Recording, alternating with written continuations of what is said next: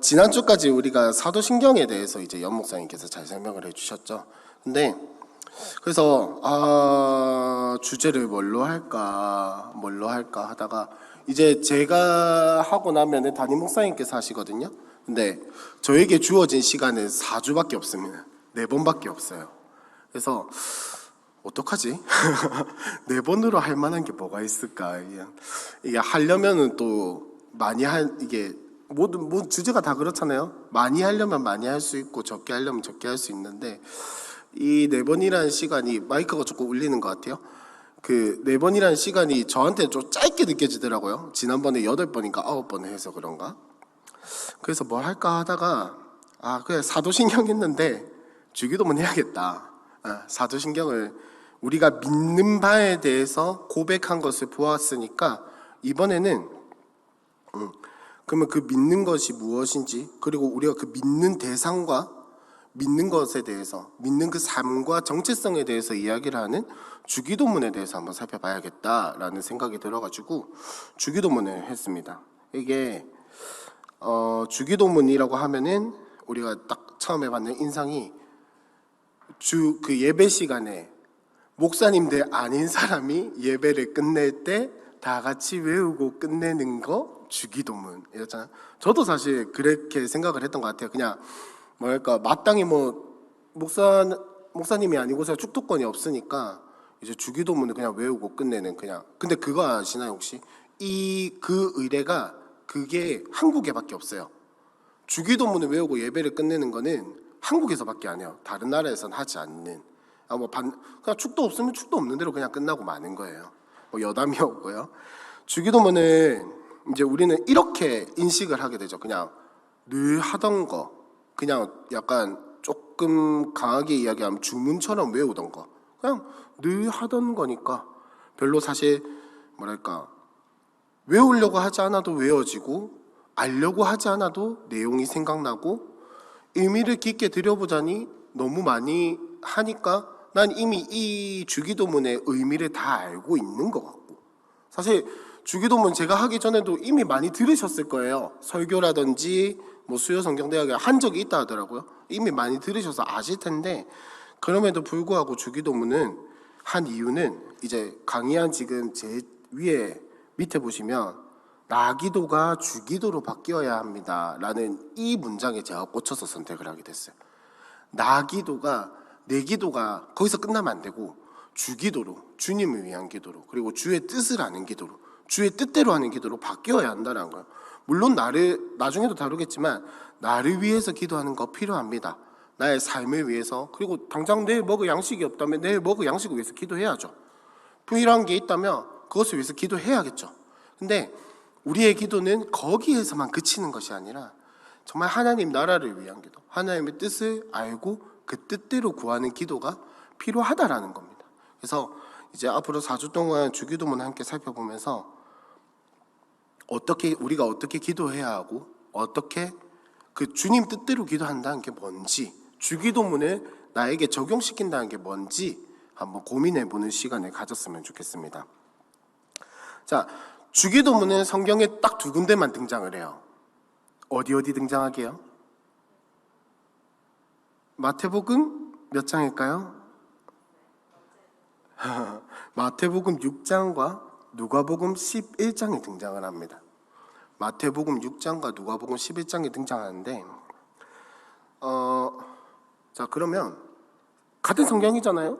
같은 예수님의 말씀을 기록한 거잖아요. 누가복음과 마태복음에 있는 주기도문의 차이가 있을까요? 없을까요? 없는 게 당연한데 물어보는 거 보니까 뭔가 있는 것 같아서 물어보는 거겠죠.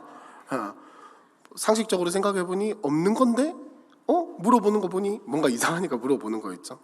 별 다른 건 없어요. 내용이나 이런 거에 대해서는 같은데 그 맥락의 차이가 있습니다. 맥락의 차이 뭐냐면, 마태복음은 산상수훈, 그러니까 예수님이 그 산에서 제자들과 무리들을 가르친 그 설교 가운데 포함되어 있고, 그 다음에 누가복음에서는 그게 포함되어 있는 게 아니라 제자들이 예수님께 기도 어떻게 하는 겁니까? 물어보니까 그거에 대한 대답으로서 예수님이 대답을 해주신 게 주기도문이다 라는 것이죠. 그래서 마태복음 6장 9절에 보면 우리가 주기도문을 알고 주기도문의 그 흐름대로 기도해야 하는 이유가 기록되어 있죠. 이제 그러므로 너희는 이렇게 기도하라. 이렇게 하면서 예수님께서 하늘에 계신 우리 아버지의 이름에 거룩히 여김을 받으시오며 라고 이야기를 하십니다. 그러니까 예수님은 지금 이 주기도문을 알려주신 게 예배 끝날 때 외워라 혹은 그냥 알고 있어라 라고 알려주신 게 아니야. 어떻게 알려주셨다고요? 너희는 이렇게 기도하라 라고 말씀을 하시며 주기도문을 알려주신 거예요. 그러니까 예수님은 지금 주기도문을 알려주실 때 그냥 뭔가 표어로서 알려주신 게 아니라 기도의 모범으로서 알려주신 게 주기도문이라는 겁니다. 그러면 그 말은 무엇이겠습니까? 우리의 기도 또한 주기도문의 기도처럼 되어야 한다라는 말이겠죠. 물론 항상 이렇게 될 수는 없겠지만 우리가 기도하며 그 기도를 잘하고 싶은 마음도 있잖아요. 그러면 그 잘하고 싶은 기도의 모범이 무엇이 되어야겠느냐? 사람이 아니라 주기도문이 되어야 한다라는 말이죠. 그래서 방금은 마태복음이었고, 마태복음에는 그래서 사실 왜 이런 걸 가르쳐 주셨는지, 왜 주기도문을 알려주셨는지에 대해서 이야기를 하지 않습니다. 그냥 예수님은 이렇게 기도해라 라고 알려주시는데, 누가복음 11장에 보면은 이제 이 기도를 가르쳐 주신 상황에 대해서 등장하죠. 아까 이야기했던 것처럼 제자가 물어봅니다. 어떻게 물어보냐면 누가복음 11장 1절인데 예수께서 한 곳에서 기도하시고 마치심에 제자 중 하나가 여짜오되 물어보되 주여 요한이 자기 제자들에게 기도를 가르친 것과 같이, 그러니까 세례 요한이 자신을 따르는 제자들에게 기도를 어떻게 하는지 가르쳐 줬다는 거예요. 이제 그 예수님의 제자들도 그 이야기를 듣고 물어보는 거죠. 세례 요한도 가르쳐 줬는데 예수님 우리가 기도를 어떻게 해야겠습니까? 알려주십시오 라고 물어보니까 예수님이 대답을 해주는 건데, 이걸 이제 마태복음과 한번 조합을 해서 생각을 해볼게요. 사실 누가복음에서는 이렇게 제자들이 물어봤다라는 이야기가 나오고 그 뒤에 바로 주기도문이 나오고, 그 다음에 마태복음에서는 대신에 제자들이 물어봤다라는 말은 없는데 그 주기도문 앞에 왜 주기도문이 모본이 되는지, 왜 예수님께서 이런 이야기를 하시게 되었는지에 대한 이야기가 적혀 있어요. 그래서 조합을 해보면 이렇습니다. 예수님께서 제자들에게 기도를 가르쳐 주시는데 어떻게 기도를 가르쳐 주시냐면 주기도문 이전에 이제 외식하는 자와 같이 기도하지 말고 이방인과 같이 기도하지 말라라고 마태복음에서 이야기를 하고 계세요. 외식하는 자들은 어떻게 기도를 합니까? 길가에 서가지고 기도를 하는 거예요. 나는 이번 주일에 요만큼 헌금했고, 나는 이번 주에 죄를 한 번밖에 짓지 않았으며, 나는 새벽 기도에 다 참석했고, 수요 예배, 금요 예배 오만 거 다 참석했다. 소그룹 훈련도 할 수 있는 만큼 다 했다 나는. 이렇게 기도를 하는 거예요. 길가에 서서. 그러니까 이 자기 자랑인 거죠. 바리새인들이 특히 그런 걸 많이 했어요. 난 서서 율법을 얼만큼 지켰고 헌금을 얼만큼 드리고, 그렇게 기도를 하면서 자기 자랑을 하는 거죠. 근데 이에 대해서 예수님의 평가는 어떠냐면 그 사람들은 이미 자기의 상을 다 받았다라고 이야기를 하세요. 이거에 대해서도 나중에 이야기를 하겠지만 그렇게 예수님 평가하시고, 그 다음에 이방인들이 기도하는 것에 대해서 어떻게 이야기를 합니까? 중언부언하지 말라. 이 중언부언이라는 말이 우리나라 말로 하면 중언부언이 그거잖아요. 우물우물거리는 거, 발음 똑바로 안 하는 거. 근데 그것보다는 어떤 쪽에 더 가까운 의미냐면 같은 말을 반복하는 거에 가까운 의미예요. 원래 뜻은. 그러니까 하나님 살려주세요, 하나님 살려주세요, 하나님 살려주세요, 살려주세요, 이렇게 기도하는 거를 하지 말라라고 하시는 거죠. 그러니까 아무런 의미 없이 시간과 자기 만족, 정성 이런 것들을 채우기 위해서 하는 기도는 하지 말라라고 이야기를 하시는 거예요. 정말 간절하다면 같은 내용으로 반복해서 기도할 수 있겠죠. 근데 예수님이 말씀하시는 거는 같은 내용으로 반복해서 기도하지 말고 계속 말을 바꿔라 이 말이 아니라 기도하는 게 아니고 시간을 때우기 위해서, 혹은 뭔가 왜 그런 거 있잖아요. 많이 하면 들어줄 것 같은 그런 마음의 욕심을 채우기 위해서 기도하는 것은 하지 말라. 그것은 이방인들이 하는 기도다라고 이야기를 하세요. 나중에도 이야기를 하겠지만 이방인들이 기도를 한다는 것은 우상들에게 기도하는 것을 이야기를 하는 건데, 뭐 저는 사실 예수님을 중간에 믿은 케이스거든요. 그러니까 저는 모태신앙이 아니에요. 저희 집은 모태신앙이 아니었고, 저도 저희 집이 이제 예수 믿은 지 한 10몇 년 됐나? 제가 한 15년, 16년 됐는데 이제 그런 거죠. 저는 아직도 기억나는 게 있어요. 무슨 일이었는지는 기억이 안 나요. 근데 어릴 때 저희 집에 마당이 있었는데 엄마가 이제 마당에 있는 장독대였나? 그쪽 근처에서 진짜로 그 새벽 미명이 밝아오는데 화장실이 밖에 있었거든요. 옛날 집에 대놔가지고 화장실에 가려고 일어났는데 엄마가 그 새벽 미명에 진짜 어스름하게 딱 밝아오는 그 시점에 엄마가 진짜 그 스댕 그릇에다가 물을 받아 놓고 이렇게 막 비나이다 비나이다 하는 게 기억이 나요. 기억이 나고 엄마랑 같이 뭐 왜 그런 거 있잖아요. 산속에 되게 작은 절, 이 점집도 아니고 절도 아니고 뭐 이상한 뭐 무슨 동자 이런 데 있잖아요. 그런 데 가가지고 무슨 작은 뭐 이상한 불상도 아니고 뭐 이상한 거 이렇게 갖다 놓고 거기다가 비나이다 비나이다 하던 게 기억이 나거든요.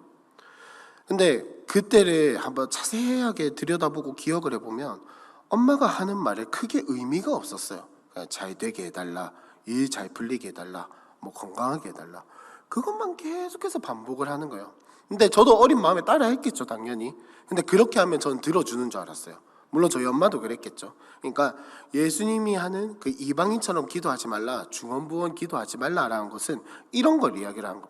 비나이다 비나이다 하면서 그냥 정성을 드리는 거, 정성을 드리는 그런 기도는 중언부언하는 기도고 우리가 추구해야 하는 기도의 방향이 아니다라고 이야기를 하시는 거죠. 자, 그렇게 시간과 정성을 드리는 기도, 그것만 시간과 정성이 있어야겠지만 그것만 드리는 기도가 아니다라는 말이죠. 그래서 이제 알려주시는 모본이 주기도문인데, 마태복음에서 이제 주기도문의 의미가 조금 더, 주기도문의 목표와 목적이 조금 더 잘 드러난다라고 할 수 있겠습니다. 왜냐하면 누가복음은 사실 그냥 이야기의 흐름 중에 하나인데 마태복음에서 마태복음이 기록한 마태는 이 주기도문의 의미를 조금 더 분명하게 하기 위해서 재배치를 한 거예요. 그러니까 이 산상수훈 중간에 넣었다라는 거죠. 그렇다면 그 산상수훈 중간에 있는 내용을 알기 위해서는 무엇을 알아야겠습니까? 산상수훈의 전체적인 내용을 알아야겠죠. 그걸 다 다루자면 너무 기니까 산상수훈의 핵심적인 딱 내용만 이야기를 하면, 산상수훈의 핵심적인 내용은 뭐냐면 하나님 나라예요. 하나님 나라. 산상수훈에서 말하는 건 하나님 나라인데, 팔복을 통해서 하나님 나라는 어떤 곳이다, 하나님 나라의 백성은 이런 백성이다 라는 정체성과 의미에 대해서 알려주고, 그 다음에 가면 갈수록 하나님 나라의 삶은 어떠해야 하는가, 하나님 나라 백성의 행동은 어떠해야 하는가. 그래서 이제 소금과 빛에 대한 이야기도 나오고 여러 가지가 나오죠. 그 중간에 주기도문이 끼어 있다라는 거예요. 그 중간에 주기도문이 끼어 있다라는 거예요. 그러면 당연히 주기도문의 방향도 어디로 향하겠습니까? 하나님 나라로 향하겠죠. 하나님 나라로 향하겠죠. 그러니까 이 주기도문에서 우리가 할 때 보면은 하나님 나라가 임하게 하여 주십시오, 하나님의 뜻이 이 땅에 이루어지게 하여 주십시오라고 하는 그 간구가 단순한 간구가 아니라는 거예요. 그냥 하나님 나라가 중요하니까 하는 간구가 아니라 그 모든 기도의 목적과 방향성이 거기를 향해 가야 한다라는 겁니다. 하나님 나라를 향해서. 근데 하나님 나라가 무엇입니까? 하나님의 통치가 이루어지고 하나님의 다스림이 이루어지고 하나님의 뜻이 이루어지는 그것이 바로 하나님 나라죠. 하나님 나라에 대해서는 조금 더 나중에 이야기를 하도록 하고, 자, 그래서 이제 강의한 2번에 보시면 6개의 간구가 있습니다. 그래서 주기도문은 자세하게 보시면 간구가 6개가 있어요. 간구가 6개 있는데 첫 번째가 뭐죠? 한번 생각을 해보세요. 하늘에 계신 우리 아버지요, 이름이 거룩 기억임을 받으시오며. 첫 번째 간구. 두 번째 간구 뭐죠? 나라가 임하시오며. 세 번째, 뜻이 하늘에서와 같이 이 땅에서도 이루어지길 바랍니다. 네 번째 뭐죠? 오늘 우리에게 일용할 양식을 주셨고, 다섯 번째, 우리의 죄를 사하여 주셨고, 마지막 우리의 시험에 기다리지 마시고 다만 악에서 구하시옵소서. 그 다음에 마지막은 나라와 권세와 영광이 영원히 있게 아버지께 있사옵나이다. 이거는 사실 간구라기보다는 송축이죠. 하나님을 높이는 찬양이죠. 이거를 송령이라고 하는데 그건 이제 마지막 시간에 나누기로 하고, 그래서 이렇게 총 6개의 간구가 있어요. 6개의 간구. 근데 이거를 어떻게 나눌 수 있냐면 크게 두 부분으로 나눌 수 있거든요. 하나는 당신 청원이라고 합니다. 청원이라고 할게요. 당신 청원이고, 두 번째는 우리 청원입니다. 무슨 말이냐면 앞에 3개의 간구는 하나님을 위한 거예요. 당신을 위한 것. 그래서 사실 이게 한국 번역에는 잘 드러나 있지 않은데 주기도문을 조금 원문으로 보면 어떻게 되어 있냐면, 하늘에 계신 우리 아버지여 이름이 거룩히 여김을 받으시오며 나라가 임하시오며 뜻이 하늘에서 이루어진 것 같이 땅에서도 이루어지다. 이 3개로 나뉘어져 있다 했잖아요. 그 앞에 다 보면 당신이 붙어 있어요. 당신의 이름이 거룩히 여김을 받으시오며 당신의 나라가 임하시오며 당신의 뜻이 하늘에서 같이 이 땅에서도 이루어지기 바랍니다. 그래서 이 3개를 크게 묶으면 당신 청원이라고 할 수 있습니다. 그리고 뒤에 3개는 우리 청원, 우리를 위한 기도라는 거예요. 우리를 위한 간구. 일용할 양식 하나님한테 안 필요하잖아요. 우리에게 필요한 거지. 일용할 양식을 주시고 우리를 죄에서, 하나님을 죄에서 사해준다는 건 말이 안 되죠. 그 다음에 죄에서 구원하여 주시고 우리를 악에서 구원하여 주시옵소서 라고 하는 우리를 위한 3가지 간구가 있습니다. 근데 이 3가지를 나누는데 뒤에 우리 청원이 있잖아요. 당신 청원은 하나님 나라를 위한 것, 하나님을 위한 간구이고, 뒤에 거는 우리를 위한 간구인데 이게 같은 레벨이 아니라는 거예요. 뒤에 우리를 위한 간구는 뭐냐면 하나님 나라를 구하고 하나님 나라에 대해서 살아갔을 때 자동적으로 따라오는 복이라는 겁니다. 그러니까 우리가 구하기는 하지만 이것이 하나님께서 우리에게 주실 복이라는 거예요. 복. 그래서 왜 그 주기도문 마지막에 보시면 주기도문 마지막에 보시면 예수님께서 이렇게 이야기하시죠. 주기도문 마지막이 아니고 마태복음 6장 마지막 33절과 34절에 보시면 그런즉 너희는 먼저 그의 나라와 그의 의를 구하라. 그리하면 이 모든 것을 너희에게 더하시리라. 그러므로 내일 일을 위하여 염려하지 말라. 내일 일은 내일이 염려할 것이요 한날의 괴로움은 그날로 족하니라. 무슨 말이죠? 하나님의 나라와 하나님의 의를 먼저 구했을 때 하나님께서는 우리의 먹을 것과 입을 것과 우리가 필요한 모든 것들을 이미 아시고 준비해 놓으신다라는 겁니다. 문제는 그게 우리 성에 안 찬다라는 거죠. 하나님이 이미 다 준비해 놓고 다 주려고 하시고 우리가 기도할 때 주시는데 문제는 뭐다? 내 성에 안 찬다. 나는 30평짜리 집을 원했는데 하나님께서 주신 건 10몇 평짜리 이런 식으로. 그러니까 하나님께서는 이미 다 준비해 놓으시고 우리가 하나님 나라를 구하고 하나님 나라 뜻대로 살아갈 때 이미 다 주세요. 근데 문제는 내가 그게 성에 안 차는 거고 그게 안 주어질까 봐 내가 불안한 거죠. 내가. 결국 모든 문제는 어디에 있다? 나한테 있다라는 겁니다. 그래서 이 우리 청원, 당신 청원으로 나누어지는 이 주기도문의 6개의 간구를 우리가 앞으로 살펴보려고 합니다. 그래서 다음 주에는 당신 청원에 대해서, 다다음 주에는 우리 청원에 대해서, 그리고 마지막은 이제 전체적으로 정리하고 하나님을 높이는 그런 이야기에 대해서 할 건데, 간단하게 이야기를 하자면 아까 우리 청원은 하나님께서 주시는 그 하나님 나라를 구할 때 주어지는 복이라고 말씀을 드렸고, 첫 번째 당신 청원은 결국은 하나예요. 아까 말씀드렸듯이 주기도문의 방향은 어디 있다고요? 하나님 나라에 있잖아요. 그러니까 이 결국 3가지 청원 모두가, 3가지 간구 모두가 하나님 나라를 구하는 거예요. 하나님의 이름을 찬양하고 하나님 나라를 구하는 것, 그것이 주기도문의 절반의 내용이고, 그리고 하나님 나라를 구했을 때 주어지는 복이 나머지 절반의 내용이라는 거죠. 결국 주기도문의 핵심은 하나님 나라다. 하나님의 뜻이 이루어지는 거다. 하나님의 영광이 이곳에 임하는 거다라는 겁니다. 그래서 이 3번으로 넘어와서 그러면 주기도문의 핵심이 뭐겠습니까? 하나님 나라겠죠. 하나님 나라에 대한 간구, 하나님 나라에 대한 간구가 바로 주기도문의 핵심입니다. 그래서 하나님은 분명히 이야기를 하세요. 주기도문에서 뿐만 아니라 성경 곳곳에서 하나님 나라와 그의 의를 구할 때 하나님께서는 우리에게 하나님 나라를 주실 뿐더러 이 땅에서 우리가 하나님 나라를 누리는데 부족함이 없도록 우리에게 필요한 것들, 이 땅에서 필요한 것들을 주신다라는 거예요.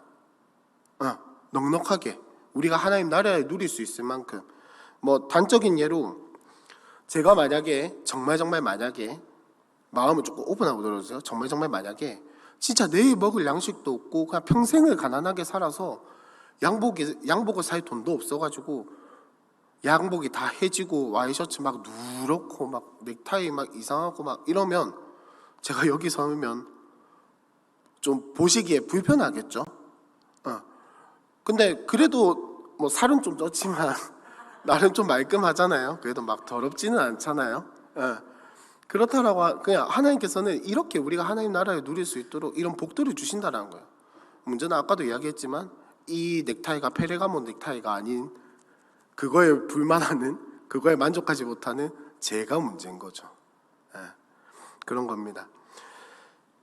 그래서 이 우리의 기도, 결국 주기도문의 방향성뿐만 아니라 예수님께서 말씀하셨듯이 우리의 기도가 뭐라고요? 주기도문처럼 돼야 한다면 우리의 기도의 방향성 또한 어디로 가야겠습니까? 하나님 나라에 대한 간구로 가야겠죠. 그래서 우리의 기도가 이런지 한번 4주 동안 계속해서 점검을 해봤으면 좋겠습니다. 기도할 때마다, 그리고 기도가 생각날 때마다, 기도가 떠오를 때마다 내 기도의 방향은 하나님 나라로 가고 있는지, 내 기도의 방향은 나로 가고 있는지 예수님으로 가고 있는지 계속해서 고민하고 점검해보는 4주가 되었으면 좋겠는데, 왜 그렇게 해야 하냐, 왜 그렇게까지 해야 하냐라고 이야기를 한다면, 이제 우스갯소리로 하는 말인지 사실인지는 뭐 제가 겪어본 게 아니라서 잘 모르겠어요. 근데 외국 교회에서 한국 교회로 탐방을 오면 놀라는 게 있다라고 합니다. 뭘까요? 한번 맞춰보세요. 뭘까요? 뭐가 있을까요? 새벽기도. 또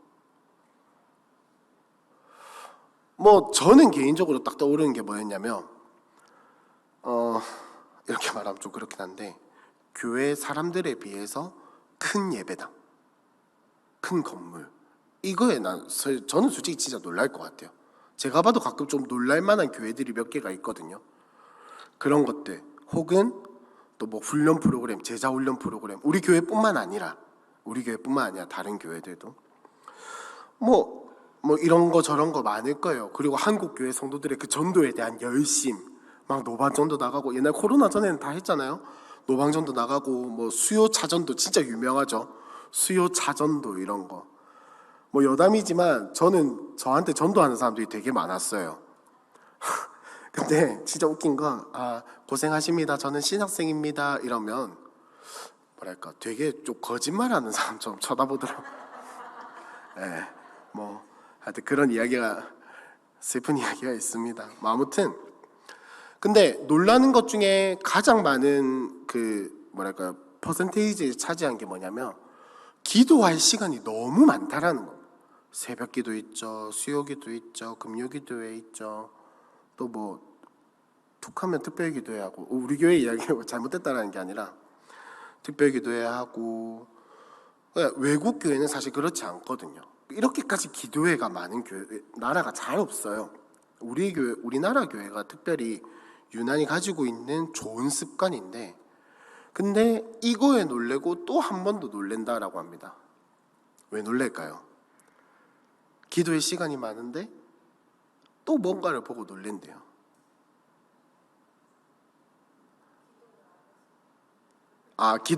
기도의 모임은 많은데 기도를 하러 안 와서, 뭐 그런 것도 있겠지만, 제가 들은 이야기는 기도의 시간이 정말 많고 열심히 기도하고 진짜 많이 기도하는데 삶은 바뀌지 않아서,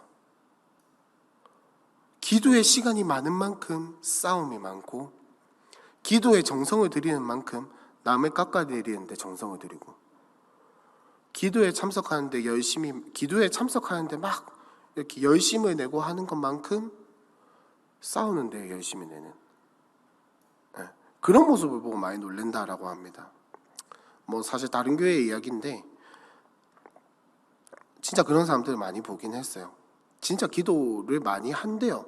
그리고 실제로 뭐 집과 교회 거리가 있어서 교회를 막 자주 오신 건 아니었는데 교회에 오면은 꼭 1시간 이상씩 기도하고 가시고, 예, 그런 분이 계셨는데 또 그만큼 태클을 되게 많이 거시더라고요. 예, 태클 되게 많이 거시고 교회에 좀 분란도 많이 일으켰고, 제가 마지막으로 본 모습도 결국은 남아있는 인상이 교회 분란을 일으킨 사람이다 라는 인상밖에 없었어요. 마지막으로 봤다고 하니까 우리 교회 아닌 건 아시겠죠? 마지막으로 봤다고 했으니까. 예, 그런 걸 보고 참 많이 놀랜다라고요. 우리가, 여러분 한번 생각을 해보세요. 우리가 생각하는 그 기도의 능력과 기도의 힘이라고 한다면, 기도 많이 하면 그 기도의 열매가 맺혀서 당연히 우리의 삶도 바뀌어야겠죠. 근데 솔직하게 한번 자신의 마음에다가 한번 이야기를 해보셨으면 좋겠어요. 내가 기도하는 만큼 나의 삶은 변했는가? 내가 기도하는 만큼 기도의 열매가 있었는가? 그러면 문제는 뭐겠습니까? 기도의 시간은 채웠고 기도의 열심은 내었고, 근데 그 기도의 능력은 경험하지 못했고 나의 삶은 그대로다? 뭐가 문제일까요?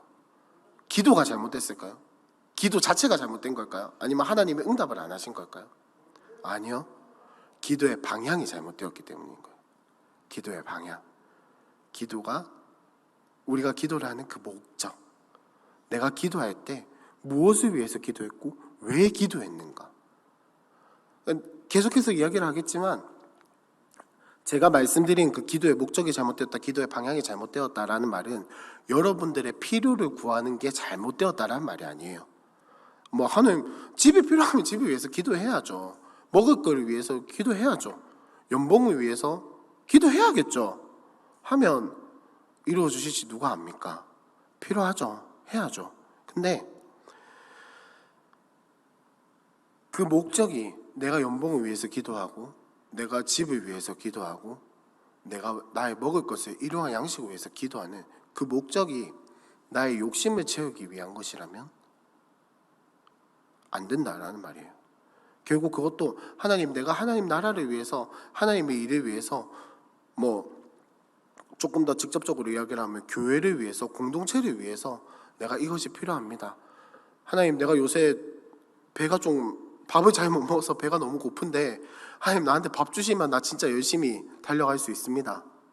물론 조건부가 되어서는 안 되겠지만 그렇게 하나님 나라를 위해서 기도하고, 그 목적과 결국 그 방향이, 최종 목표가, 표대가 하나님 나라에 향해 있다면 그 기도에는 분명히 작지만 열매가 맺을 것이고, 그 기도는 분명히 여러분들의 삶을 바꿔놓을 겁니다. 그런 게 바로 기도의 능력이겠죠. 자, 기도의 방향, 기도의 목적, 기도의 표대가 어디를 향해 있는지 계속해서 고민을 하는 우리가 되었으면 좋겠습니다. 그래서 기도의 대상을 바르게 설정을 해야 돼요. 기도를 하는 대상이 누군가? 여러분, 기도하는 대상이 누구죠? 하나님이죠. 우리가 기도하는 분이 누굽니까? 하나님이죠. 진짜 바르게 설정을 해야 돼요. 진짜. 이게 기도를 하다 보면은 기도의 방향이, 기도의 대상이 나를 향할 때가 있어요. 나를 향할 때가. 무슨 말이냐면 내가 기도의 시간을 채워야 하니까 기도하는 게 돼버린다고요. 내 평소에 1시간 기도했으니까 나는 오늘도 1시간 기도해야 돼 라는 게 돼버리고, 기도의 대상이 옆에 사람이 되어버린다는 거예요. 물론 이제 다 같이 기도할 때는 좀 약간 신경이 쓰이죠. 신경이 쓰이는데 너무 의식하게 되면은 바리새인들과 같이 내 옆 사람한테 좀 뭔가 경건해 보이고 거룩해 보이고 뭔가 유식해 보이는 그런 기도를 하게 된다는. 실제로 저는 옛날에 되게 어릴 때 뭔가 기도하는 그 단어가 되게 좀 레벨이 낮은 거예요. 그래서 막 뭐랄까 고상한 단어들을 막 찾아보고 그랬었어요. 사전에서. 진짜로. 왜 그런 거 있잖아요. 이제 아빠와 아버지의 차이겠죠. 나는 평소에 아빠 부르는데 그냥 되게 뭔가 좀 철들어 보이고 싶고 되게 나이 있어 보이고 싶어서 아버지라고 부르는 약간 그런 느낌이라고 할 수 있겠죠. 그렇게 기도의 대상이 하나님이 아니라 내가 되어가고 옆 사람이 되어가는 그런 걸 우리가 경계해야 한다는 거예요. 그래서 혼자 있든지 다른 사람이랑 같이 있든지 우리가 하나님께 기도를 해야 돼요. 근데 사실 혼자 있을 때 하나님을 의식하고 기도하는 건 쉽죠. 그렇게 어렵지 않아요. 근데 다 같이 있을 때 하나님을 의식해서 기도한다? 진짜 쉽지 않은 일이거든요. 다들 이제 기도하시기 때문에 아시겠지만 특히나 이렇게 좁게 모여서 기도할 때, 따닥따닥 앉아서 기도할 때는 괜히 내가 막, 저는 실제로 그랬었어요. 욕기도 하면은 옆에 사람이 나를 되게 좀 이상하게 볼 것 같고 안 좋게 볼 것 같고, 괜히 막 나의 집안 사정에 대해서, 나의 어려움에 대해서 막 크게 기도하고 주저주저 기도하면은 옆 사람이 듣고 나를 흉볼 것 같은 그런 거 아시죠? 느낌? 네. 그런 것 때문에 사실 다 같이 있을 때 그 하나님을 의식해서 다 기도하기가 쉽지가 않아요. 그래서 예수님은 어떻게 이야기를 하시냐면, 바리새인들과 같이 외식하는 자들에게 기도를 가르치실 때는 어떻게 하냐면 골방에 들어가서 기도해라.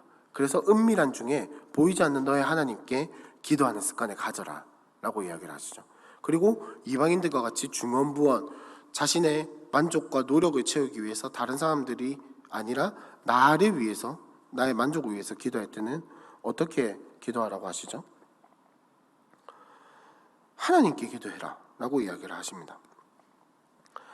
중언부언하지 말고 말을 많이 하여야 들으시는 게 아니라 그들을 본받지 말고 구하기 전에 너희에게 있어야 할 것을 하나님 너희 아버지께서 아신다. 그러니까 마음 놓고 기도해라 라고 이야기를 하십니다. 그래서 기도의 균형이 잡혀야 돼요. 기도의 균형이 잡혀야 하는데 어떤 균형이 잡혀야 하냐면 혼자와 함께 균형이 잡혀야 합니다. 혼자와 함께. 무슨 말이냐면 혼자 기도하는 게 필요해요. 그렇지만 함께 기도하는 것도 필요합니다. 이 각각이 무슨 유익이 있냐면, 혼자 기도하는 것은 나와 하나님과의 1대1 관계를 더 깊게 하는데 너무나도 잘 알고 있는 효과가 있죠. 하나님과 내가 대화하는 그 훈련이 되어져 가는 겁니다. 근데 함께 기도하는 것은 뭐냐면 그 기도의 깊이를 한번 체험해 보는 거예요. 다들 아시죠? 기도해 와보셔서 알잖아요. 혼자 기도할 때는 사실 좀 막막한 감이 없지 않아 있어요. 뭐 기도해야지? 어쩔 때는 그냥 기도하지 말까? 이런 생각도 드는데, 다 같이 기도하면 어쨌든간 기도 제목을 주고 어쨌든간 주여 삼창을 하게 되고 어쨌든간 옆에서 기도하니까 뭔가 나도 기도해야 할 것 같고, 기도 안 하면 차라리 찬양이라도 하게 되는 그런 훈련들이 되어져 간다라는 거예요. 그러니까 그리고 이 기도의 분위기라는 걸 무시할 수는 없으니까 이 기도의 분위기와 또 인도자가 이끌어가는 그 성령의 인도하심을 따라서 기도에 정말 혼자서는 갈 수 없었던 기도의 기쁜 곳을 체험하고 나면 나중에는 혼자서도 그 기도의 기쁜 곳을 체험할 수 있는 그런 훈련들이 함께 하면서 되어져 가는 겁니다. 그리고 기도의 내용에서도 차이가 있어요. 기도의 내용에서 혼자 자기 자신을 위한 기도가 필요합니다. 아까도 말씀드렸던 것처럼 하나님 나라를 구할 뿐만 아니라 나 자신의 필요를 위해서도 기도해야 돼요. 근데 우리의 기도는 거기서만 그치는 게 아니라 나의 가족으로 넓혀져 나가고 나의 이웃으로 넓혀져 나가고 공동체로, 교회로, 나라로, 민족으로, 온 교회를 위해서, 세계를 위해서 기도할 수 있는, 그러니까 단순히 생각을 확장시키라는 게 아니라 정말로 그 하나님 나라를 위해서 하나님께서 통치하시고 다스리는 그 공동체와 그 세계를 위해서 기도할 수 있는 우리의 마음이 기도의 훈련이 되어져 가야 한다라는 겁니다. 그래서 균형 있는 기도, 나 혼자와 함께 균형 있는 이 기도를 맞춰 나가시는 여러분들이 되었으면 좋겠습니다. 이제 주기도문으로 본격적으로 넘어가려고 하는데, 주기도문의 첫 마디가 뭐죠? 하늘에 계신 우리 아버지여 라는 거죠. 근데 이게 한글 성경에서는 그렇지 언어에서 보면은 아버지가 제일 먼저 나와 있어요. 아버지, 그러니까 딱 직역을 하자면 아버지 우리 하늘에 계신, 딱 요 순서로 되어 있거든요. 그러니까 우리는 하늘에 계신 우리 아버지여, 이지만 원어에서는 아버지 우리 하늘에 계신, 그러니까 아버지가 가장 먼저 등장하는데 보통 그렇죠. 제일 먼저 등장하는 건 강조하는 거잖아요. 그러니까 주기도문의 강조점은 제일 처음 강조점은 뭐냐면 아버지라는 겁니다. 아버지를 부르는 것에서부터 시작하는 게 주기도문이에요. 이해하셨죠? 주기도문의 시작은, 그리고 주기도문의 강조점은 아버지에 있다. 아버지에 있다. 근데 이 아버지라고 부르는 건 뭐냐면 기도의 대상이 누구인가에 대해서 이야기를 해주는 거예요. 제일 처음. 현대에서 실용주의 철학자 윌리엄 제임스라는 사람이 있거든요. 이 사람이 책을 하나 썼는데 종교적 경험의 다양성이라는 책을 썼어요. 종교적 경험의 다양성. 이게 무슨 내용이냐면 이 철학자는 요즘 사람들 같지 않게 과학과 물질만으로는 사람의 마음을 채울 수 없다라고 이야기를 해요. 그러니까 물질이 아무리 많아도, 과학이 아무리 발달하고 편리해져도 사람의 마음은 완전한 행복을 느낄 수 없다. 그러면 그 완전한 행복, 완전한 충족감을 어디에서 느낄 수 있냐? 종교적 체험에서 느낄 수 있다라고 이야기를 해요. 감이 오시죠? 종교적 체험. 그러니까 하느님과의 관계에서 오는 게 아니라 종교적 체험에서 온다고요. 그래서 어떤 종교든 상관없으니 너와 맞는 종교를 찾아서 그 종교적 체험을 해야 너의 삶이 진짜로 행복할 수 있다, 완전한 충족감을 느낄 수 있다라고 이야기를 합니다.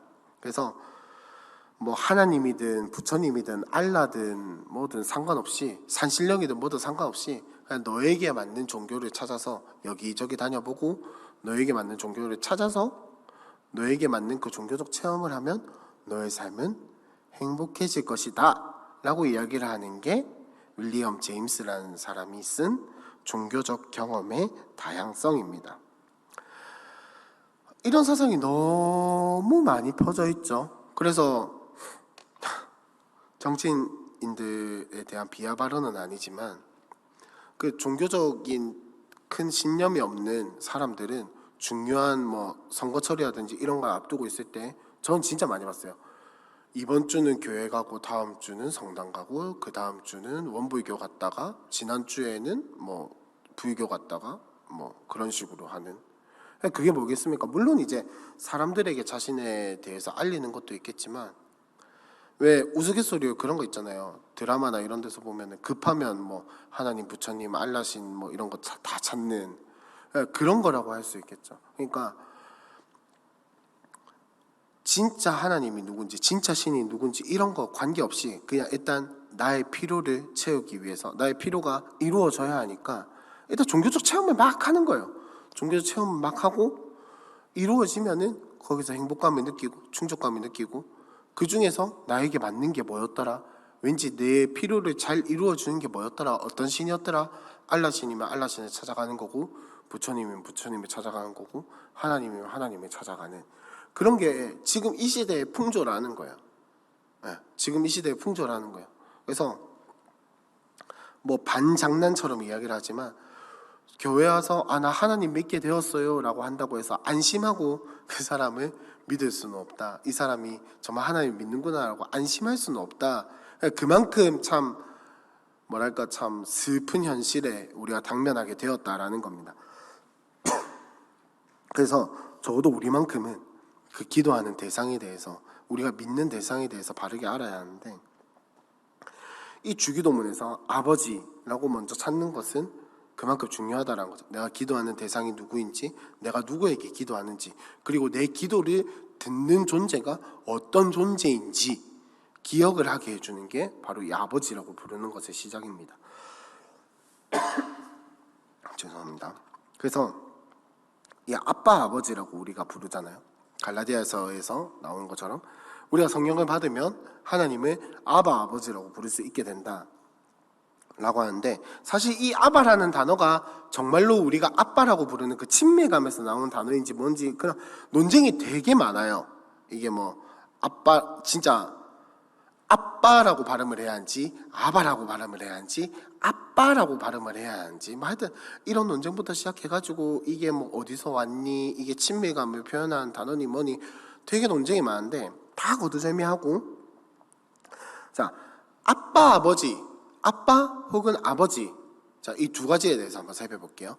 우리나라 문화에서 아빠라고 한다면 약간 어린아이들이 아버지를 부르는 그런 느낌이고, 아버지는 좀 약간 나이 있는 사람 혹은 철들고 나서 좀 정신 좀 차리면 부르는 그런 호칭인 거잖아요. 느낌이 그렇잖아요, 느낌이. 근데 그래서 어떤 사람들은 영어로 치면 이제 데드와 데디 정도가 되겠죠. 데드와 데디 정도가 되겠는데, 여러분, 아빠라고 부르는 게 맞을까요? 아버지라고 부르는 게 맞을까요?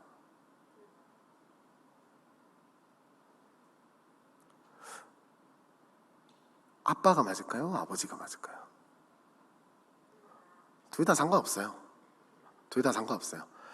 근데 참 웃긴 게 뭐냐면, 신학자들은 이걸 가지고 싸워요. 아빠가 맞는지 아버지가 맞는지, 데드가 맞는지 데디가 맞는지, 이걸 가지고 싸워요. 이게 참 이해할 수 없는 영역이에요. 저도 신학을 공부하긴 했지만 참 이해할 수 없는 영역이에요. 왜 싸우지? 그냥 부르면 안 되나? 왜냐면 자, 너무 큰 하나님을 너무 크게 생각하고 너무 멀리 있는 하나님으로 생각을 하는 거예요. 혹은 너무 작은 하나님, 너무 가까운 하나님으로 생각을 해요. 그래서 너무 하나님이 멀리 있으니까 아버지라고 부르면서 경외감을 표현해야 하고 예의를 표현해야 하고 존중을 표현해야 한다라고 이야기를 한 거고, 너무 하나님을 가깝게만 생각을 하니까 아빠라고 부르면서 친밀감만 강조하고 하나님과의 그 관계만 강조를 하는 거예요. 근데 우리는 중간에 택해야겠죠. 하나님을 경외하지만 그럼에도 불구하고 우리를 자녀로 맞아주신 그 하나님을 정말로 아버지로 인정하고 받아들이고 그 하나님께 반응하는 게 필요하다라는 겁니다. 그래서 어떤 때는 정말로 나를 안아주시고 나의 이야기를 들어주시고 나를 무조건적으로 수용해 주시는 그 아빠로서의 생각으로 가야 하고, 그 다음에 때로는 그럼에도 불구하고 선을 그으시는, 선을 긋는다기보다는 나에게 정말 나를 구원하시고 이 세상을 창조하신 위대하고 전능하신 그 하나님으로서 우리의 존경과 경외를 표현을 해야 한다라는 겁니다. 우리나라에서만 약간 그런 것 같아요. 아빠, 저는 아직도 아빠라고 부르거든요. 저는 아직도 아빠라고 부르는데, 이것도 사실은 옛날에야 이제 아빠와 아버지가 뭐 철들고 아니고 뭐 이런 거를 그거 하는 거였지, 지금 시대에 와서는 사실 그 아빠와 아버지에 대한 그런 고정관념이라고 해야 할까, 단어에 대한 개념이 조금 희미해졌잖아요. 그런 구분이 크게 없잖아요. 그러니까 아빠가 맞니 아버지가 맞니 이런 것보다는 내가 정말 하나님의 자녀로서 여기고 있는지, 나 자신의 존재에 대해서, 나 자신의 정체성에 대해서 정말로 나는 하나님의 자녀라고 생각을 하고 있는지, 그거를 한번 되돌아봐야 한다는 거죠. 그러면 이제 아빠든 아버지든 정말 하나님을 나의 부모님으로서 생각을 하게 되겠죠. 근데 물론 이것도 사실은 살아온 환경에 따라 다 다르겠죠. 아버지나 아빠에 대한 어떤 개념이 희미하거나 혹은 너무 부정적인 이미지를 가지고 있다면 아빠 혹은 아버지라고 부르기 힘들겠지만, 그래서 차라리 어머니라고 부르는 게 낫겠다 싶은 사람이 있다라는 거를 책으로도 봤고 실제로도 만나보긴 했어요. 그리고 저도 그랬고요. 아빠보다는 차라리 엄마가 낫지 않나라는 생각을 들 정도로 힘든 그런 게 있지만, 뭐 사실 아빠가 중요하나 뭐 아버지가 중요하냐 엄마가 중요하냐 어머니가 중요하냐 이런 개념이 아닌 건 모두 다 알고 계시죠? 내가 하나님의 자녀로서 하나님과 내가 그 가족 관계, 부모와 자식 관계에 있다라는 그 정체성을 가지고 우리가 기도를 해야 한다는 거예요. 그러면 어떻게 기도해야겠습니까? 솔직하게, 그리고 내가 필요한 것들 다 이야기하고, 그렇다고 해서 또 너무 버릇없지는 않게 라고 해야 할까요? 너무 애기처럼 치근덕댈 때도 있겠지만 때로는 나도 하나님께 존중하고 경외하고, 예배할 때 예와 배가 뭔지 아시죠? 예는 그 예절할 때 그 예자고요, 배는 경배하다 할 때 그 배자거든요. 그러니까 예의를 차려서 엎드려서 하나님을 높이는 게 예배의 원래 그 한자의 뜻이에요. 그러니까 우리도 항상 아버지와 아들의 관계, 엄마와 딸의 관계 하여튼 이렇게 부모와 자녀의 관계에서도 예의를 차릴 건 차리고 해야 할 건 하고 또 가까울 때는 되게 가깝고 이런 것들이 있잖아요. 그런 관계가 우리와 하나님과의 관계라는 겁니다. 그래서 하나님의 아버지라 부르는 것, 하나님의 나의 아빠라고 부르는 것은 뭐냐면 복음에 대한 믿음의 반응이에요. 괄호를 쓰시면 됩니다. 복음에 대한 믿음의 반응이에요. 무슨 말이냐면 찬찬히 한번 설명을 해볼게요. 단적으로 이야기를 해서 하나님의 나의 아버지를 인정하지 못하고 내가 하나님의 자녀라는 사실을 인정하지 못한다라는 것은 그게 뭐 나의 어린 시절에 대한 상처라든지 부모에 대한 안 좋은 인식이라든지 이런 걸 다 떠나서 하나님의 아버지라고 부르지 못한다라는 것은 내가 하나님의 자녀다라는 사실을 인정하지 못한다라는 것은 복음을 믿지 않는다라는 소리예요. 복음을 믿지 않는다라는 말이에요. 물론 그게 받아들이기 힘겨울 수도 있고 어려울 수는 있겠지만 내가 하나님의 아버지라고 부르지 못한다라는 것은 나를 자녀 삼아 주신 그 하나님의 사역을 믿지 못한다라는 말이거든요. 인정하지 못한다라는 거거든요. 그 하나님을 믿지 못한다. 그러니까 하나님의 아버지라고 부르는 것은 복음에 대한 하나님께서 나에게 행하신 그 사역들에 대한 믿음의 반응이라는 겁니다. 그렇기 때문에 우리는 더 아버지라고 불러야겠죠. 죄송합니다. 오늘 왜 이런지 모르겠네요. 하나님의 아버지라고 부른다는 것은 나를 구원해 주신 그 예수 그리스도의 사랑과 은혜에 대한 반응인 거예요. 내가 그것을 정말로 믿고 그것을 내가 정말로 고백한다라는 그 반응이 아버지라고 부르는 거예요. 그래서 아까 말씀드린 것처럼 아버지에 대한 이미지가 너무 안 좋기 때문에 혹은 아버지에 대해서 잘 모르기 때문에 못 부를 수는 있어요. 못 부를 수도 있고 그게 잘 안 믿어질 수는 있지만 그럼에도 불구하고 나를 자녀 삼아 주신 그 하나님의 은혜와 사랑을 믿기 위해 노력을 해야 한다는 겁니다. 하나님이 행하신 일이기 때문에 나의 어떠함이 그것을 바꿀 수는 없어요. 하나님이 나를 자녀 삼아 주신 사실을 바꿀 수가 없어요. 내가 인식이 안 좋다라고 해서 그것을 바꿀 수는 없어요. 그렇다면 어떻게 해야겠습니까? 내가 그 믿음에 대해서 반응하고 그 복음의 사실에 나를 맞춰가야겠죠. 네. 그렇다라는 거죠. 뭐 사실 여기 앉아 계신 분들은 그런 분들이 잘 없으시겠죠? 네. 그래서 아버지라고 부르는 것은 단순히 그냥 하나님이 나를 아버지라고 부르라 했으니까 부르는 거다 이게 아니라 하나님이 나에게 주신 그 구원과 복음에 대한 나의 믿음의 반응이라는 사실을 기억하시고 아버지라 부를 때마다 예수님이 나에게 하신 사역들, 나에게 해주신 행하신 일들, 성령님이 지금도 내 삶 속에서 나의 안에서 일하시고 계신 것들을 기억을 하셨으면 좋겠습니다. 그래서 이 아버지라고 부를 수 있는, 우리가 하나님의 아버지라고 부를 수 있는 근거는 뭐냐면 짧게 요약하면 복음이고 길게 풀어서 설명하면 지금부터 할 이야기인데 결국은 그거예요. 삼위 하나님께서, 우리 하나님께서 우리를 위해서 행하신 그 일들이 우리가 하나님의 아버지라고 부를 수 있는 근거가 되는 거예요. 그러니까 하나님의 구원 사역이 우리가 하나님의 아버지라고 부를 수 있는 근거가 된다라는 건데 그 삼위 하나님의 사역이 뭐냐? 그러면 삼위 하나님이니까 세 분이 각각 일하신 게 있으시겠죠? 그거에 대해서 한번 이야기를 해보자는 거예요. 하나님 아버지의 사랑이 가장 첫 번째예요. 무슨 말이냐면 성부 하나님이 우리를 사랑하셨고 성부 하나님이 우리를 구원하기로 작정하셨고 처음에 뭐 순서가 있겠냐마는 굳이 순서를 따지자면 성부 하나님이 먼저 계획을 내신 거예요. 그래서 성자 예수님이 오케이 거기에 순종하겠습니다 한 거고 그 다음에 성령 하나님이 오케이 그러면 내가 이 모든 것을 사람들에게 적용시키겠다라고 한 게 뭐 굳이 순서를 따지자면 그렇다라는 거예요. 그래서 하나님 아버지의 사랑이 있었기 때문에 우리가 하나님을 아버지라고 부를 수 있는 겁니다. 그래서 하나님 성부 하나님께서 우리를 너무나도 사랑하셨기 때문에 성자 예수님을 보내게 된 거고 죄인인 우리를 너무나도 사랑하셨기 때문에 성자 예수님께서 하나님이신 그 예수님께서 죄인의 자리까지 내려가신 거예요. 그러니까 단순히 이 땅에 태어나신 것뿐만 아니라 죄인이 져야 할 모든 짐과 결과들을 다 당하셨다라는 거예요. 수치와 모욕과 이런 것들 다 당하시고 그 죄의 결과까지 겪으셨다라는 거죠. 하나님이 하나님과 단절될 수 있겠습니까? 내가 나와 단절될 수 있을까요? 말도 안 되죠. 말도 안 되죠. 근데 하나님은 그걸 겪으셨다라는 거예요. 죽는다라는 게 뭐냐면 관계의 단절이거든요. 그러니까 뭐 우리 담임 목사님께서도 계속 이야기를 하시지만 창세기에서 이제 아담과 하와가 정령 죽으리라 했을 때 육체의 죽음이 유보되었지만 하나님과의 관계는 단절되었다라는 거잖아요. 죽었다라는 게. 예수님도 그걸 겪으셨다라는 거예요. 예수님도 그 하나님이신데 하나님과 단절이 되었어요. 하나님이 하나님과 단절되었다. 우리가 이해할 수 없는 그 말이 실제로 우리를 위해서 일어났다라는 겁니다. 네. 근데 그 시작이 뭐냐? 하나님의 사랑.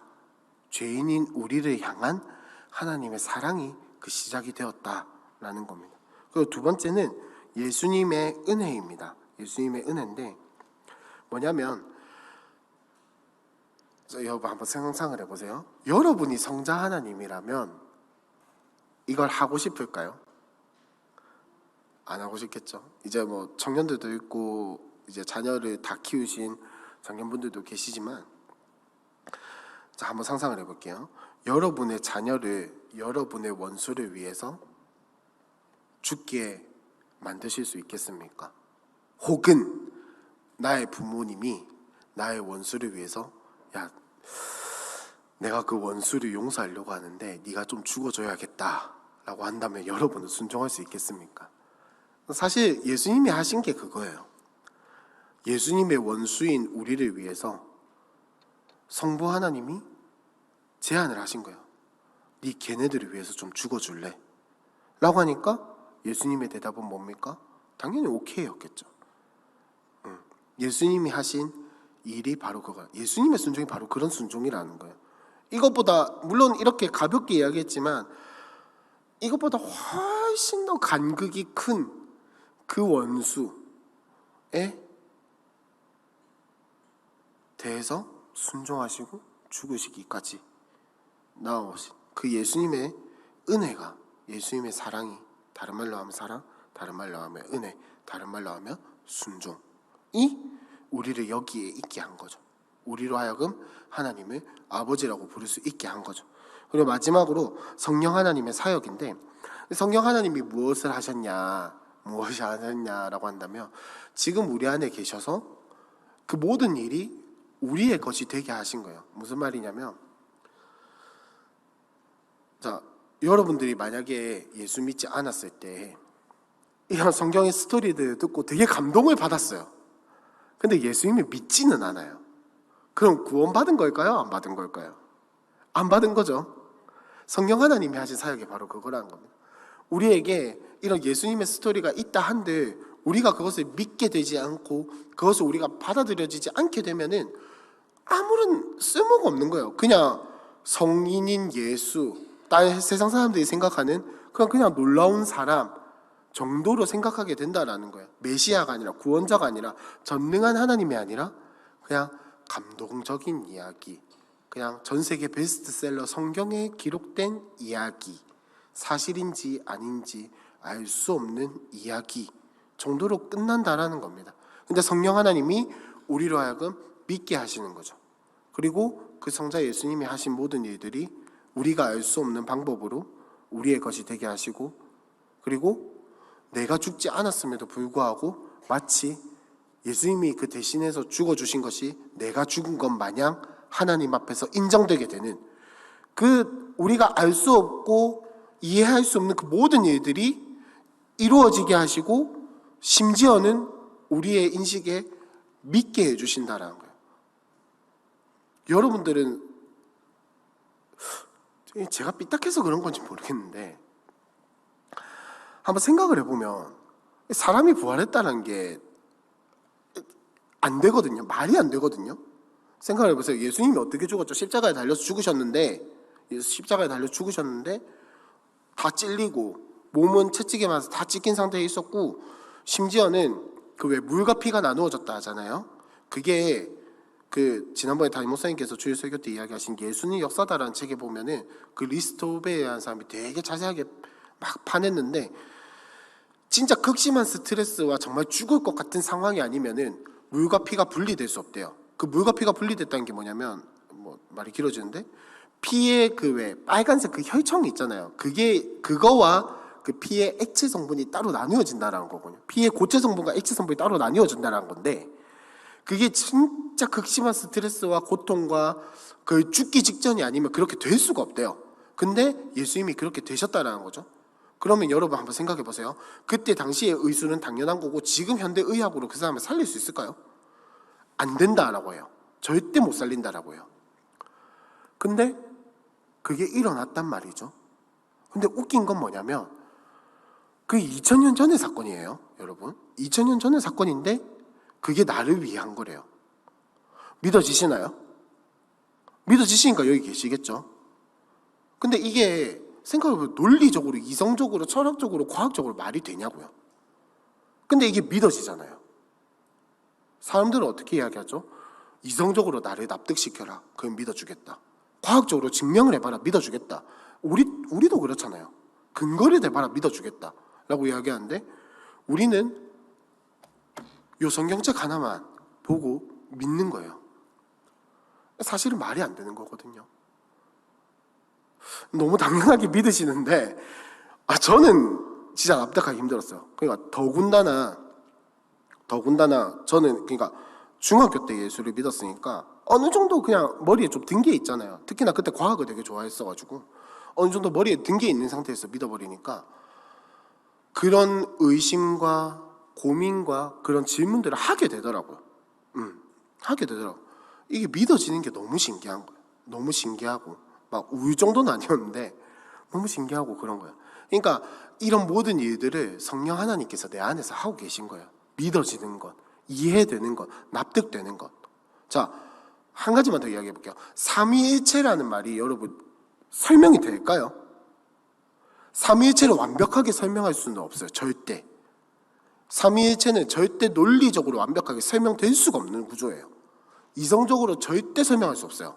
과학적으로도 철학적으로도 정확하게 이 삼위일체에 대해서 완벽하게 풀어내서 책을 막 엄청나게 글을 길게 쓴다고 해도 할 수가 없는 거예요. 이게 명제로 뭐 문장으로서 풀어낼 수 없는 게 삼위일체거든요.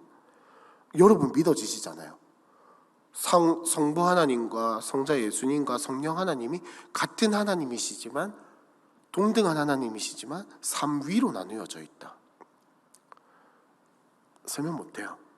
심지어 뭐 역할에 대해서 이야기를 하는 것도 있고 뭐 하여튼 뭐에 대해서 삼위일체를 설명하시는 거 많이 들었잖아요. 진짜 엄밀하게 말하면 그 설명들은 모두 이단적인 설명이에요. 진짜 엄밀하게 이야기하면, 정말 칼같이 이야기하면 그 모든 설명들은 다 이단적인 설명이에요. 양태론이라든지 영지주의라든지 모두 이단적인 설명이에요. 그러니까 삼위일체는 절대 명확하게 설명할 수 없는데 여러분은 지금 믿고 계시잖아요. 2000년 전에 일어난 일이 나를 위한 일이라고 믿어지시잖아요. 내가 한 번도 본 적 없는 예수님, 성부 하나님, 성령 하나님이 나를 위해서 지금도 일하고 계시다라는 사실을 믿으시잖아요. 하나님 음성 들으신 적 없으시잖아요. 예수님 얼굴 진짜로 본 적 없으시잖아요. 하다못해 예수님, 저는 아직 못 봤는데 예수님이 그 죽으실 때 덮으셨던 그 세마포 뭐 본 적 없으시잖아요, 다들. 하다못해 십계명 돌판이라도 본 적 있으신가요? 아무도 없거든요. 근데 그게 믿어진다라는 것. 그 어처구니 없는 그 구약의 전쟁들과 모든 일들이 믿어진다라는 것. 세상에 어디 구름 기둥과 불 기둥이 뭐 가끔 이제 자연현상으로 생겨나긴 하지만 그런 것들이 사람을 지킨다 말이 안 되거든요. 근데 그게 믿어진다라는 것. 그게 바로 성령 하나님의 사역이라는 겁니다. 그래서 그 성부 하나님의 사랑과 예수님의 은혜와 순종, 그것과 성령 하나님의 사역이 우리로 하여금 예수님을 믿게 하고 하나님을 믿게 하고 하나님과 우리의 관계를 부모와 자녀의 관계로 만들어서 우리가 하나님을 아버지라고 부를 수 있는 그런 단계까지 나아가게 한다라는 거죠. 그래서 아버지라고 부르실 때마다 감사할 수 있는 여러분들이 되었으면 좋겠습니다. 그냥 늘 아버지라고 불렀으니까 하나님 아버지 이렇게 부를 때 그냥 친한 정도로 생각을 하는 게 아니라 이 내가 하나님의 아버지라고 부를 수 있는 이것을 위해서 성령 하나님이, 성부 하나님이, 성자 예수님이 얼마나 많은 일들을 해오셨고 태초 전부터 그 모든 걸 하나하나 다 계획해 오셨다라는 사실을 기억하시면서 감사할 수 있었으면 좋겠어요. 그리고 그 하나님 아버지라고 부를 때마다 감격할 수 있는 우리 모두가 되었으면 좋겠습니다. 그래서 두 번째로 이제 뒷장을 넘기시면 이제 드디어 하늘에 계신이 나옵니다. 아버지. 근데 어떤 아버지라고요? 하늘에 계신 아버지. 그래서 첫 번째 제가 물리적 공간과 비유적 의미라고 적어놨는데 뭐냐면 우리는 성경에서 다 하늘에 계신 뭐 하늘 이렇게 이야기를 하는데 자 예를 한번 들어볼게요. 사도행전에서 보면 그 예수님이 하늘로 올라가시는 그 장면이 나오죠.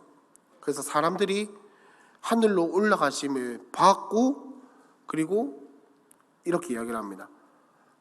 너희가 올라간 모습 그대로 하늘로 올라간 걸 본 그대로 하늘에서 오실 것이다 라고 이야기를 하는데 우리나라 말에서는 다 하늘 이렇게 이야기를 하는데 영어 성경에서는 스카이 헤븐 이렇게 이야기를 해요. 무슨 말인지 이해하셨나요? 그러니까 스카이와 헤븐은 다른 거다라는 거죠.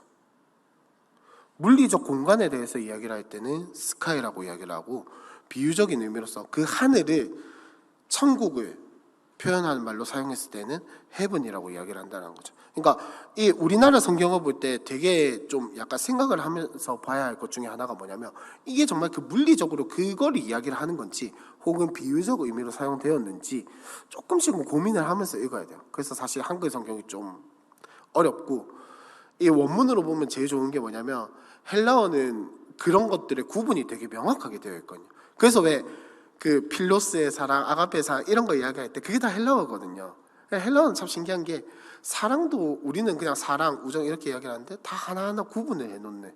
그게 그래서 신약 성경을 이야기할 때는 헬라어가 좋고 구약 성경을 표현할 때는 히브리어가 좋다. 하나님께서 그 모든 걸 계획을 해서 언어까지도 선택하셔서 성경을 기록하게 하셨다라는 게 뭐 여러분들 신학을 하시면 아시게 되실 거고 근데 굳이 추천드리진 않습니다. 신학을 하는 걸. 아무튼 그런 거라는 겁니다. 그래서 이 하늘에 계신이라고 할 때 우리는 물리적 공간의 생각을 하면 안 된다라는 거예요. 하늘에 계셨다라고 해서 저 멀리 계신다든지 혹은 저 높은 곳에 계신다든지 우리와 다른 세상에 계신 하나님이다 라고 생각을 하는 게 아니라 하나님 나라를 통치하시고 하나님 나라에 계시고 하나님 나라에서 지금 그 영적인 세계에서 우리를 다스리고 계시고 그 영적인 세계에서 운행하시는 하나님이다 라고 생각을 해야 한다는 절대 물리적 공간에 대해서 이야기를 하는 게 아니라는 겁니다. 그래서 자 이제 두 번째로 넘어가서 뭐와 뭐의 조화라고 되어 있는데 이제 여기서 이제 너무 작은 하나님과 너무 크신 하나님 아까 제가 얼버무리면서 넘어갔던 가까운 하나님, 먼 하나님에 대해서 이야기를 하려고 하는데 괄호가 뭐냐면 친밀감과 경외감의 조화입니다. 친밀감과 경외감의 조화입니다. 뭐냐면 아까 이야기를 드렸지만 아빠와 아버지의 그 차이라는 거예요. 정말 하나님은 우리에게 친밀하게 오시는 분이시거든요. 친밀하게 오시고 우리도 하나님께 친밀하게 다가갈 수 있습니다. 믿으십니까? 그러나 그 하나님은 분명히 위대하시고 광대하시고 천지의 창조주이시고 우리가 경배해야 하고 경외해야 할 분이라는 거예요. 그렇기 때문에 우리가 예배를 드리는 거잖아요. 그렇기 때문에 우리가 하나님을 찬양하고 높이는 거잖아요. 그런 뭐랄까요 균형이 우리 가운데 필요합니다. 그래서 한없이 그냥 하나님을 그냥 자비롭고 사랑하시고 친밀하는 그런 친밀한 관계만 강조하게 된다면 우리의 기도가 경외감을 잃고 경망스러워질 수 있다라는 겁니다. 그래서 하나님이 진짜로 아까 말씀드렸듯이 아빠라고 부르는 걸 거부하는 사람들이 분명히 진짜로 있어요. 근데 뭐 충분히 이해할 만하죠. 너무 아빠 이렇게 부르게 되면은 좀 약간 속된 말로 버르장머리가 없어지는 그렇게 되면 제가 좀 버르장머리가 없는 게 되긴 하는 것 같은데 아직도 아빠라고 부르니까 뭐 그런 거를 막 일일이 다 따지자라는 말이 아니라 왜 그런 거 있잖아요. 하나님 앞에 막 너무 버릇없이 막 따지고 뭐랄까 하나님 앞에 막 윽박 지르고 하나님 가르치려고 하고, 그러니까 너무 친밀함만 강조하면 그렇게 돼버릴 수도 있다라는 겁니다. 네. 그렇다고 너무 경외감만 강조하면은 하나님 앞에 나의 마음을 이야기하지 못하고 경건하고 거룩하게만 기도하게 되고 막 교회를 위해서만 기도하게 되고, 진짜 막 하나님 앞에 회개하는 것도 막 조목조목 일일이 막 순서를 갖춰가면서 기도하게 되는. 근데 여러분 회개할 때 그렇게 되던가요? 안 되죠. 막 이렇게 봄 밀듯이 밀려와서 막 생각나는 대로 이야기하게 되고 막 엉엉 울면서 이야기하게 되고. 근데 너무 경외함만 강조하면 울지도 못하겠죠. 하나님 앞에서 어디 감히 우리 위대하신 하나님 앞에서 어디 질질 짜고 콧물 흘리고 침 질질 흘리고 그래 기도하겠노? 그렇게 돼버린다라는 거죠. 옛날 딱 우리 교회는 안 그렇지만 옛날 고신 딱 그 느낌, 드럼 치면은 진짜 세상 다 무너지는 줄 아는 그런 느낌이 되어버린다라는 거죠. 그래서 우리는 너무 하나님을 작게 편협하게 생각해서도 안 되고, 그렇다고 너무 멀리 너무 저쪽에 계신 하나님이라고 생각해서도 안 되고, 친밀감과 경외감이 조화를 이루어가면서 때로는 하나님께 친밀하게 다가가지만 하나님이 위대하시고 하나님이 전능하신 하나님이라는 걸 느꼈을 때는 또 그 하나님 앞에 엎드려져서 하나님을 경배하고 높일 수 있는 그런 우리의 균형 감각이 있어야 한다라는 겁니다. 그래서 우리는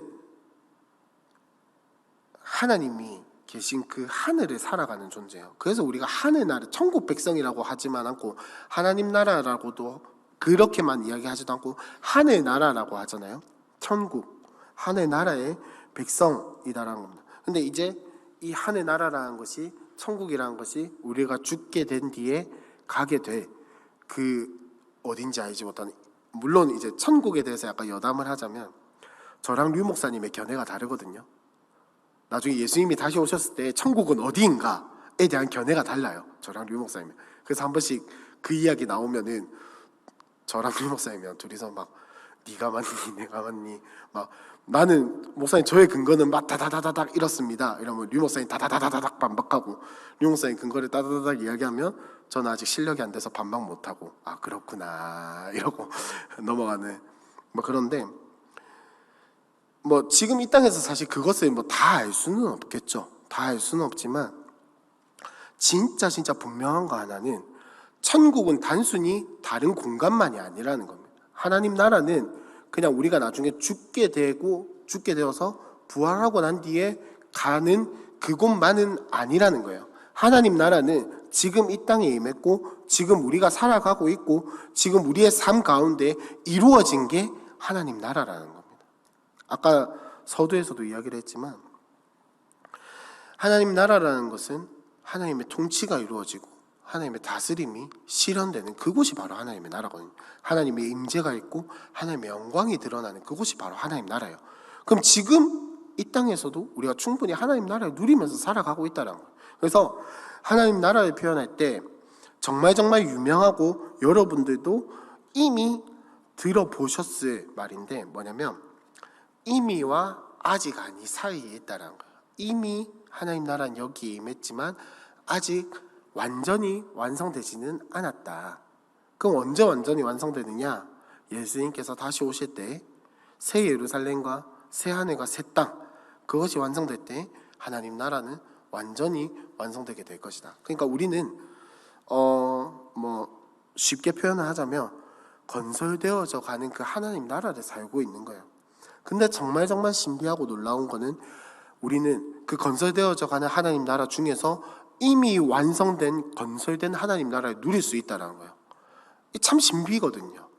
진짜 우리가 이해할 수 없지만 그것을 누릴 수 있는 거거든요.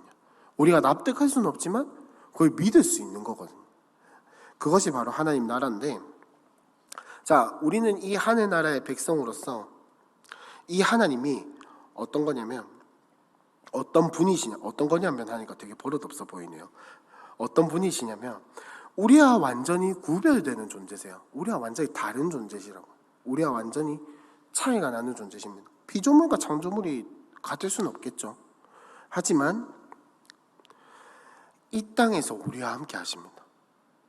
우리와 완전히 구별된 존재세요. 우리와 완전히 다를 수밖에 없는 존재신데 지금 이 땅에서, 여기서, 이곳에서, 지금 이 순간에 우리와 함께 하신다라는 겁니다. 어디에서요? 내 안에서. 그리고 더 놀랍고 신비한 거는 우리 중에, 내 안에 계신데 우리 중에도 계세요. 우리 위에도 계시고 우리 옆에도 계시고. 참 신비하죠. 그 하나님이 지금 우리와 함께하고 계십니다. 그리고 그 하나님이 우리를 자녀로 불러주셨고 우리로 하여금 우리 보고 말씀하시기를 이제 나를 아버지라고 불러라 라고 이야기를 하신다라는 겁니다. 그래서 예수님은 요한복음에서 나오는 표현인데 14장 12절인데 나를 믿는 자는 내가 하는 일을 그도 할 것이요 또한 그보다 큰 일도 하리라 라고 예수님께서 제자들에게 이야기를 하셨죠. 사람들에게 이야기를 하셨죠. 왜 그런 이야기를 하셨을까요? 우리 또한 하나님 나라에 속한 존재이고 예수님처럼 하나님 나라를 살아가고 이 땅을 다스리고 통치하는 그런 존재로 부르심을 받았기 때문입니다. 예수님이 성자라는 것은 어떤 뜻인지 아시죠? 성스러운 자, 그러니까 그 사람을 표현할 때 쓰는 그 자자가 아니라 아들 자자를 쓰는 거잖아요. 우리 또한 마찬가지로 예수님과 마찬가지로 하나님의 아들로, 하나님의 딸로, 하나님의 자녀로 부르심을 받았다라는 거예요. 그렇기 때문에 예수님은 지금 제자들에게 이렇게 이야기를 하고 계신 것이죠. 나를 믿는 자는 하나님, 예수님을 믿고 복음을 받아들이고 하나님을 아버지로 삼은 하늘나라의 백성들은 예수님이 한 일을 할 수 있고 예수님이 하신 것보다 더 큰 일을 할 수 있다. 물론 이제 이 본문을 자세하게 살펴보면은 복음 전도에 대한 내용이거든요. 복음이 전해지는 것에 대한 이야기인데 우리도 복음을 전할 수, 예수님만 복음을 전하시는 게 아니라 예수님만 하나님의 말씀을 전하는 것이 아니라 우리 또한 하나님 말씀을 전하고 하나님의 말씀대로 살아갈 수 있다라는 것을 지금 예수님께서 이야기를 하고 계신 겁니다. 그래서 하나님 나라와 그 다음에 우리의 삶에 대해서 이야기를 할 때 지금 이곳에 침투해 오는 하늘이라고 표현할 수 있겠습니다. 물리적 공간의 개념으로서의 하늘이 아니라 비유적 의미로서 그 천국을 이야기하는 그 하늘로서 지금 우리에게 침투해 오는 하나님 나라 하늘이라고 할 수 있겠는데 저희 신대원 신학대학원 수업 중에 이런 수업이 있어요. 교회론 종말론이라는 수업이 있는데 아직 못 들으셨죠? 네, 교회론 종말론이라는 수업이 있는데 거기에서 이제 저희 교수님이 정말 멋있는 말을 해주신 적이 있어요. 뭐냐면 종말론에 대해서 이야기를 하시는데 종말이라는 건 뭐냐면 미래가 현재로 침투해 들어오는 거래요. 미래가 현재로 침투해 들어오는 거래요. 이해는 안 되시는데 되게 멋있는 말 같죠? 저도 그때 수업 시간에 그랬거든요. 무슨 말인지 다는 모르겠는데 하여튼 되게 멋있는 말이었어요. 네. 무슨 말이냐면 아까 말씀드렸던 것처럼 이미 완성되지 않은 하나님 나라예요. 예수님이 다시 오실 때 하나님 나라 분명히 완성될 건데 우리는 지금 이 땅에서 그 완성된 하나님 나라를 누리면서 살아갈 수 있다라는 말입니다. 그래서 지금 이곳에 침투해 오는 하늘이라는 말은 무엇이냐면 지금 우리가 살아가는 이 땅에 이곳에 천국이 임한다라는 거예요. 비록 우리가 생각하고 상상하고 또 요한계시록에서 말하는 그 천국의 모습이 다 갖추어지지는 않았지만 정말 놀랍게도 천국은 지금 내가 살아가는 이 땅에 임한다. 하나님 나라와 하나님의 통치와 하나님의 다스림과 그 하나님의 임재하심과 하나님의 영광이 어디에 임한다? 지금 내 삶에, 지금 이곳에 내가 살아가는 이 순간에 임한다라는 거예요. 근데 정말 감사하고 은혜로운 건 뭐냐면 나의 잘함, 나의 어떤 능력과 관계가 없다라는 거예요. 내가 하나님을 의지하고 내가 정말 하나님을 아버지라고 부를 때 그 모든 것들이 이루어진다라는 거예요. 내가 잘못했다 하더라도 내가 실수했다 하더라도 그 하나님 나라가 나의 삶 속에 임한다. 내가 하나님을 아버지라고 부를 때 그 하나님의 나라가 내 삶 속에 임한다라는 사실을 기억을 하셨으면 좋겠습니다. 그래서 오늘 이야기들을 정리를 해보면 주기도문은 어느 방향, 어디로 방향이 정해져 있다고요? 하나님 나라를 향해서 방향이 정해져 있는데, 그래서 주기도문의 핵심은 하나님 나라에 대한 간구입니다. 그 하나님 나라에 대한 간구인 주기도문은 두 부분으로 나뉜다 했죠. 당신에 대한 청원과 우리를 향한 청원. 근데 결국 이 두 가지는 하나님 나라로서 귀결이 되는데, 당신에 대한 청원은 하나님 나라가 이루어지게 해달라는 간구이고, 우리에 대한 청원은 그 하나님 나라를 우리가 간구하고 살아갈 때 우리에게 주어지는 복들에 대해서 이야기를 하는 거예요. 그게 뭐냐면 죄 용서함을 받고 일용할 양식을 얻고 우리가 악으로부터 구원을 받는 것이 바로 우리가 하나님 나라를 구하고 살아갈 때 주어지는 복인데, 이제 그 주기도문은 하늘에 계신 우리 아버지여로 시작이 됩니다. 그죠? 근데 그 아버지여라는 말이 원래는 제일 먼저 등장을 하는데, 이 아버지여라고 부르는 것은 우리의 기도의 방향을 정해주는 거라고 말씀을 드렸어요. 이 기도의 방향, 기도의 대상이 어디인가, 누구인가에 대해서 이야기를 하는데, 그 기도의 대상은 너무 친밀하고 그러나 동시에 너무너무 위대하시고 존귀하신 하나님, 우리 아버지께 드리는 기도이다. 우리가 그 아버지께 드리는 기도인데, 그 하나님의 아버지라고 부를 수 있는 것은 복음에 대한, 우리에게 주어진 그 하나님의 은혜에 대한 우리의 믿음의 반응이고, 그 아버지라고 부를 수 있는 근거는 뭐냐? 하나님께서 하신 그 십자가 사역 때 모든 일들이 우리가 아버지라고 부를 수 있는 근거가 된다라고 말씀을 드렸습니다. 그래서 이 아버지는 하늘에 계신 분인데, 그 하늘은 물리적 공간이다 아니다라는 거죠. 저 멀리 있다는 게 아니라 영적인 세계, 그 하나님 나라에서 지금도 우리를 위해서 일하고 계시며, 그리고 심지어는 그 하늘을, 그 천국을 이 땅에서 우리가 경험할 수 있게 하시는 그 하나님이시다라는 사실을 이야기를 했습니다. 이 하늘에 계신 우리 아버지여까지 오는데 되게 오래 걸렸죠. 1시간 넘게 걸렸는데, 우리가 함께 찬양하고 기도했으면 좋겠습니다.